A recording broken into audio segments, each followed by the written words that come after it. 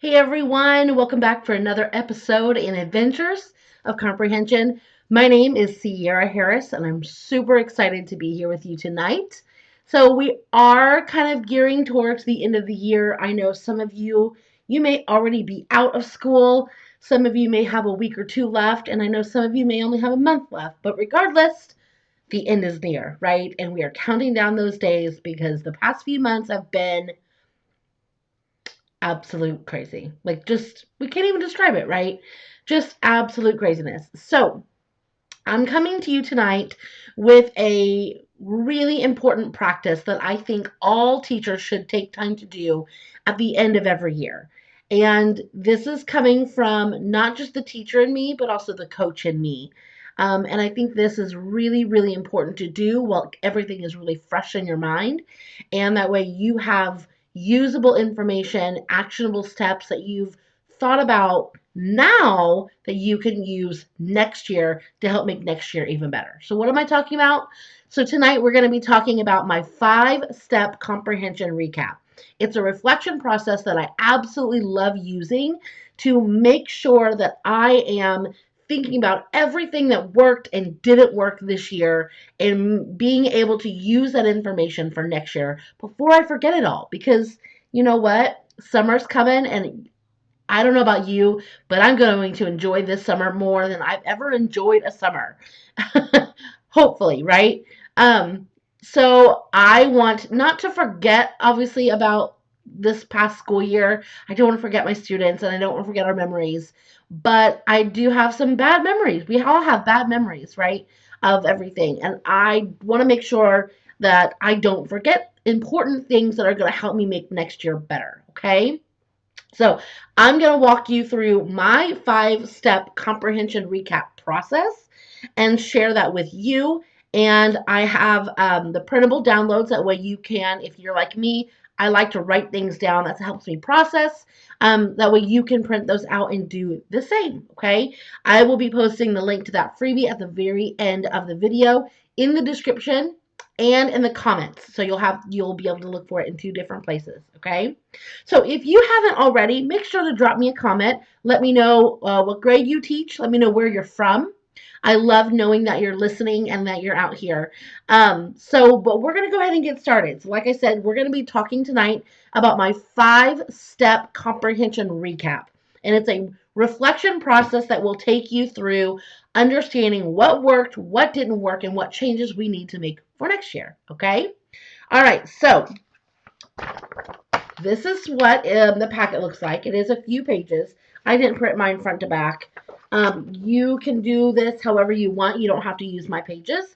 As long as you kind of stick to those 5 essential steps or questions, you're going to be able to get out of it, just as much.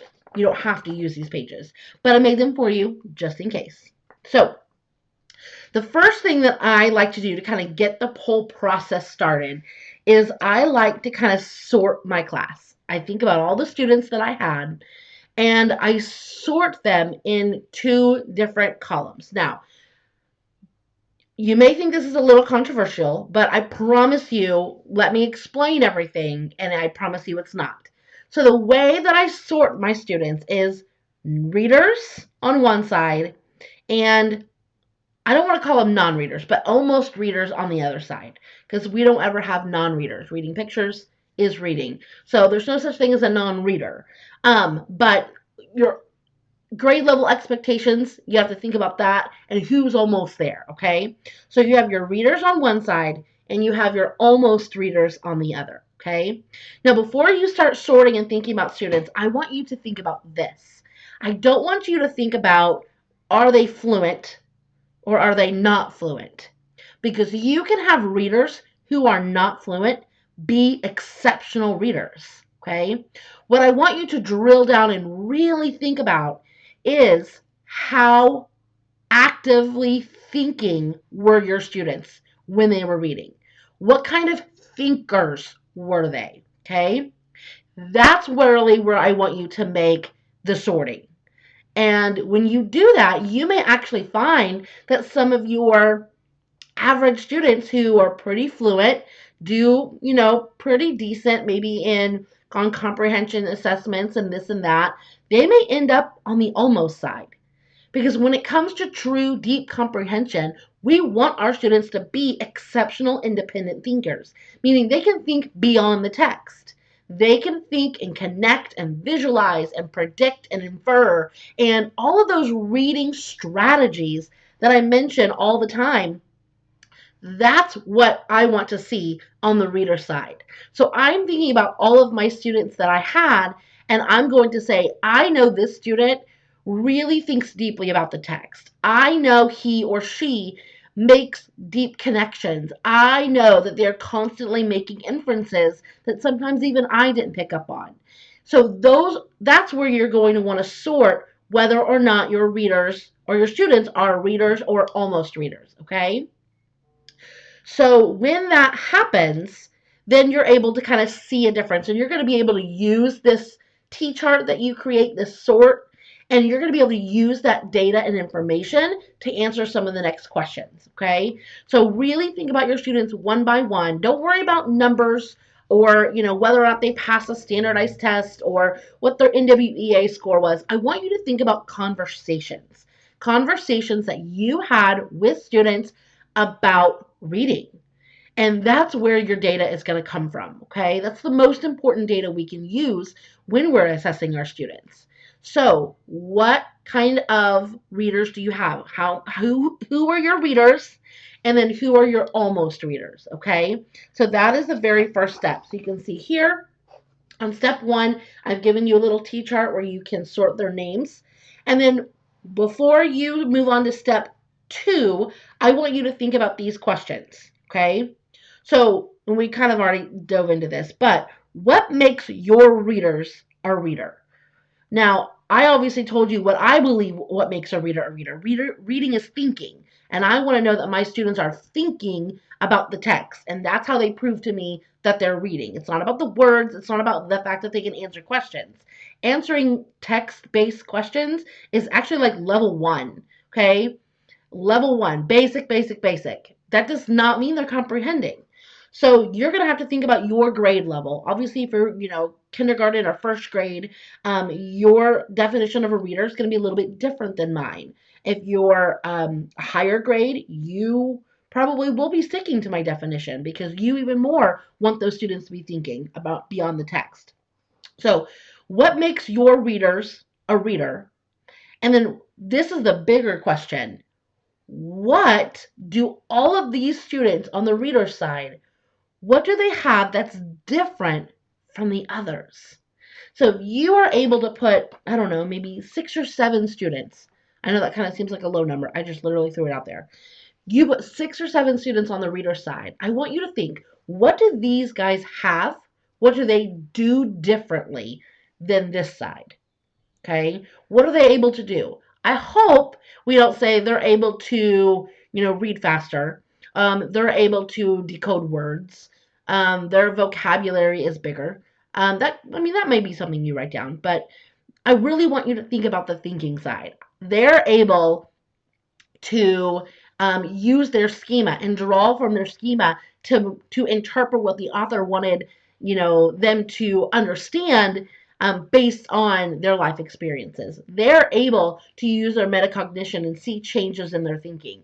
They're able to make strong predictions based off schema and text evidence, et cetera, et cetera. I can go through each one of those strategies and use them as an example for what students should be different from one column to the other. Okay, so that's step 1. I just kind of want you to reflect on your students, think about who are your readers, who are your almost readers, think about what is different from one column to the other, and kind of jot those things down. All right, so that's step 1. Step 2, as I flip my pages here. Step 2, we're kind of shifting our thinking. We'll come back to our students in just a minute. But step 2, we're going to be thinking about our priorities. So now we've got our students all sorted. We know who are our readers. We know who are our almost readers. But now we kind of want to think about kind of back up basically. Like, how did we get there? How did I get my readers to be readers? So in doing that, I want to answer these 2 questions. What were my reading priorities this year? Okay. And the second part of that is, how does my data reflect this? All right. And so here's kind of where I'm thinking we would probably go with this answer. Research shows that reading strategies are what impact comprehension. Okay? That's what gets students to be active thinkers.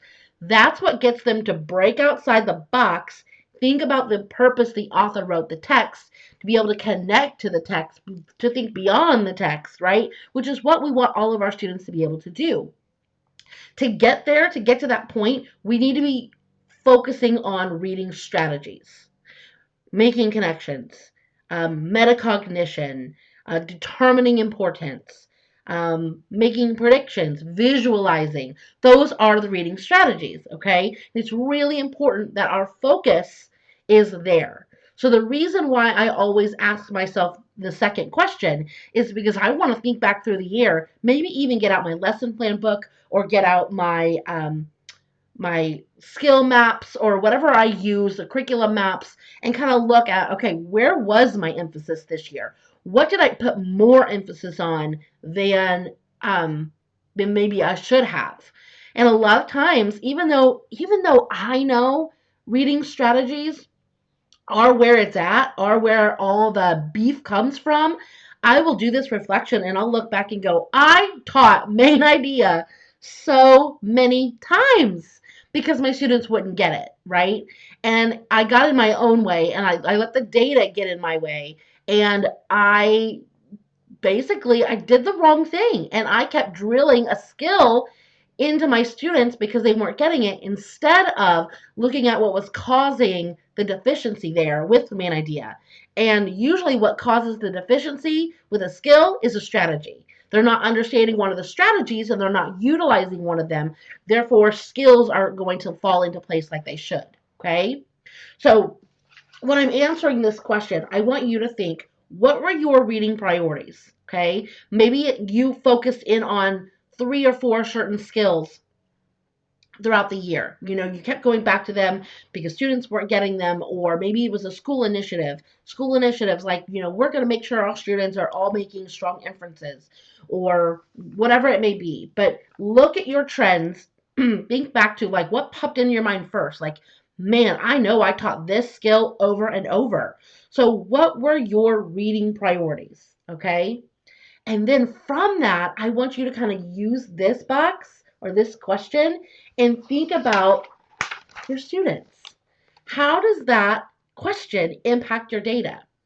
If you were on the ball this year and you focused on reading strategies just as much, if not more, than reading skills, then you probably have a ton of students on the reader side because that's what makes a reader, right?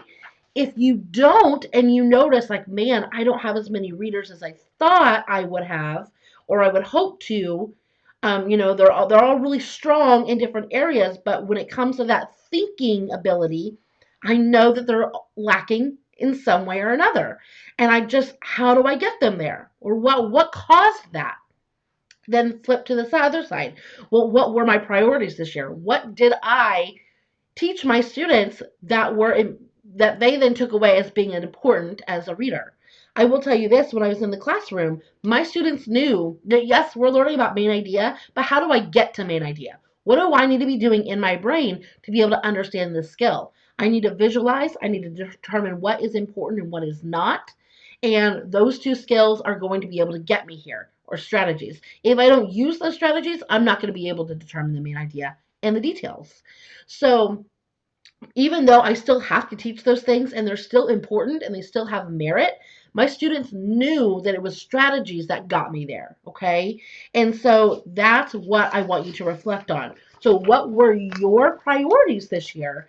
And then how does your data, meaning your sorting of your students, how does it reflect that, okay?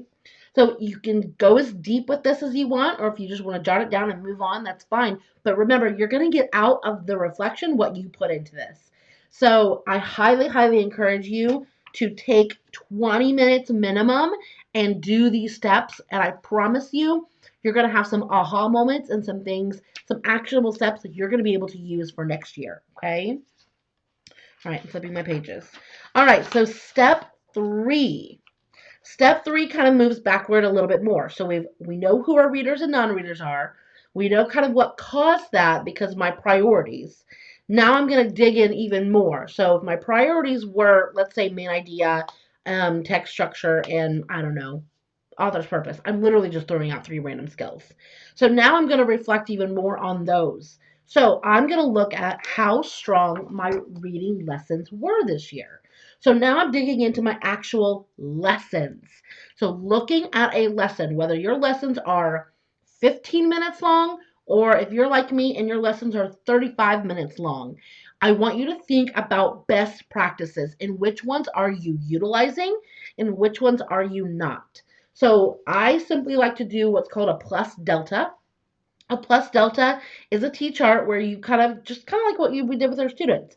So the plus side are the, thumbs up, you're rocking it, and the delta side is the needs improvement. So down here at the bottom, I did list out a whole bunch of best practices. So you're going to be able to go through these one by one and sort them somewhere. If you think you rocked it and you know you use this best practice in almost every single lesson you possibly could, then put it on the plus side. Awesome. If you think that there's room for improvement and you know that maybe you just didn't do this one that well, then put it on the delta side. So some examples are like using an objective, and I know we've talked about that in a previous Facebook Live, and how important it is to use an objective. Utilizing things like exit tickets, collaboration. Collaboration does not just mean turn and talk. So if you're a turn and talk teacher and you want to do more than that, then put collaboration on the delta side, and that way you can use that piece to drive your instruction to an even better place. Things like using academic vocabulary, engagement strategies, open-ended questions. I could read the whole list to you, but you can see it for yourself when you download this, of course. But what you're going to do with these, again, these are all best practices. You're going to sort them based on how you use them in your reading lessons. So you're going to be able to say, oh, well, these were my priorities, and in those lessons, I only used these best practices. So again, it's just supposed to be like an eye opener, like, now I can see like, oh, maybe next year I want to have a goal set for myself to, up my rigor, increase student accountability, give better academic feedback, and work on engagement. Maybe those are the 4 things you end up putting on the delta side. Therefore, those can translate into goals you set for next year. Okay, so that is step 3. All right, so this will be a quick video tonight, just FYI. So step 4 has 2 parts. You're going to do this the kind of the same 2 questions in 2 different directions, okay? So step 4's question is, what is one reading skill or strategy, you can go either way, that my students struggled with this year? So now you can think, okay, all the skills and all the strategies, pick one that you know your students struggled with. And then I want you to think about why. Why did they struggle? And I want you to think about what changes you think need to be made to the curriculum because of this. So, for example, if you know it was main idea, because if you're anything like me, every year when I taught main idea, I'd hit my, head up against the wall about 50,000 times, right? So I would be writing main idea up here in very big letters, maybe a whole bunch of angry faces all around it. And then down here, I'd really be taking my time and think, okay, why? Why did they struggle with this? Think back to prerequisites. What connections to main idea are there to other skills and strategies out there where maybe that could be where the deficiency is? Or look at your lessons. Open your plan book up and find where you taught main idea and think, what were these lessons strong enough? Maybe I thought that they were awesome in the moment, but were they really that awesome now that I'm thinking about it? Did they do the job? What do I want to do next year? And you know what? Even if you're using a basal reading curriculum that you're forced to use, that does not mean you can't make changes to that. All right? You're going to be able to bring in more understanding, better understanding of that skill based on your research and understanding of it, okay? So, why did they struggle with this skill? What deficiencies were there that you can break down? What changes do you think you need to make to your curriculum because of this? Maybe you need to start maybe a few steps back. If you know anything about my reading philosophy, when it comes to teaching reading skills and strategies, regardless of grade level, even though I'm teaching fourth grade, fifth grade, I start here. I start at the basic level because I want to make sure I'm building a solid foundation. So maybe you accidentally started up here and jumped right into application and you applied, and they just weren't getting it. So maybe we need to take a few steps back and think, okay, how can I break this skill down for them differently to get them when I get to application, they're going to be able to do it. They're going to understand it a little bit better, okay? So on the other side of that, you are then going to do the same two questions, but with something that your students did well.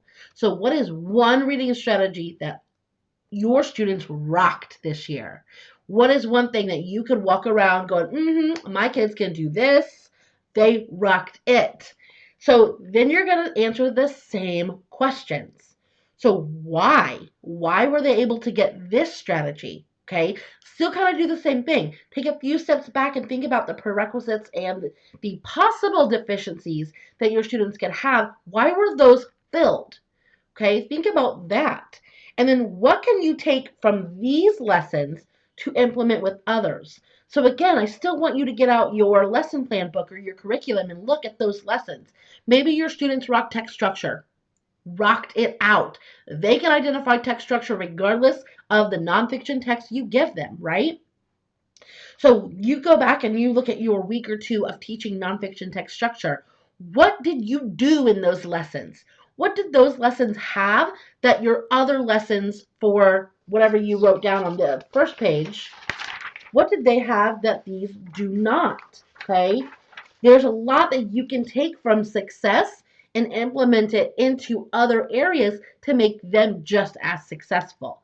Maybe you did more hands-on things. Maybe you did a lot of sorts and cutting and gluing, or maybe you understand text structure just a little bit better than you do main idea. And so you want to spend the summer trying to understand main idea a little bit better, do a little bit of research, find some chapters in some books that you own, and just read those chapters. But what can you do? What made these lessons successful? And then how can you apply that to your other lessons to make them just as successful? All right? All right, so that was step 4, friends. We've got one more step. And this one is my favorite. And it's something that I think about every single year. But I want to answer this question. How did I, as the teacher, embody being a reader for my students? So what I mean by that is, I always go back to think about it's a little cartoon, or I don't want to call it a meme because it's not funny, but it's a little cartoon with a little kid sitting on his mom's lap and he's reading a book, and mom is also reading a book, and it talks about how kids become readers on the laps of their mothers or something like that, or their parents, something like that. But basically, what it is kids are mimicking us, right? And I know even back when I was in college, my college teachers would always tell me, when your students read, you should be reading. That's like step 1, all right? But what else did I do this year to show my students that I am a reader as well? And taking it further, what does being a reader mean? So when I reflect on this question, I think about, okay, how many times did I read aloud to my students? Did I make that a priority? Reading for fun, reading a chapter book out loud after they came in from recess, or reading picture books every single day, even if our schedule was so packed, we found 5 minutes to read a picture book because I can't go a day without reading. It's a priority. It does not matter what we didn't get done in science, we are still going to read that picture book, right? Showing them that reading is a priority. And then on top of that, what goes on inside a reader's mind? This is where I always kind of think about and set a goal for. When it comes to embodying being a reader, yes, I can make reading a priority in my classroom, but can I really show them what reading means inside my brain? So as I'm reading out loud, regardless if it's a chapter book or if a picture book, or even if it's in the middle of a lesson and I'm reading out loud, I'm going to stop and model my thinking, because reading is thinking. Go back to that very first step. Reading is thinking. So if I'm reading to my students and I'm not showing them the thinking that I have in my head at that moment, then I'm not showing them what reading is really all about. Now, clearly, I know we can't show them every single little bitty thought we have, but I should be sharing my most important thoughts out loud. What questions do I have? What stopped to make me go, oh, what am I confused about? Or what connections am I making? Readers need to see that this is a continuous thing that I do every time I read. Every time I pick up a book, I am using all of this information. My brain is not stopping. So when it comes to this question, I want to think about that. What did I do this year to embody being a reader for my students? And then how can I take that to the next level? How can I next year know that I need to make reading a priority? Know that when I read, I need to be showing them what a reader does and who a reader is. And how can I take that to the next level? All right. So, those, friends, are your 5 steps. I hope this is impactful for you.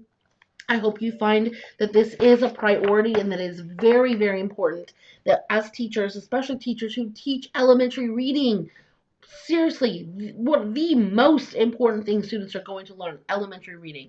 Taking the time to reflect on this, because what you're going to walk away with, if you spend at least 20 minutes doing these steps, you're going to walk away with some great ahas. You're going to walk away with some actionable things that you need and want to implement next year in your classroom, whatever those classrooms may look like. But you know what to do, you know where to start, and you know where to shift. And so hopefully these 5 steps are just as impactful for you as they are for me when I reflect at the end of every year. Okay? So I will be putting the download to these pages in the comments as well in the description of the video so you can grab them for free. If you have any questions, if you have anything you would like to add, I'm always looking for better ways to reflect to become a better teacher. Always. So if you have a step, what would be step 6? Let me know in the comments below.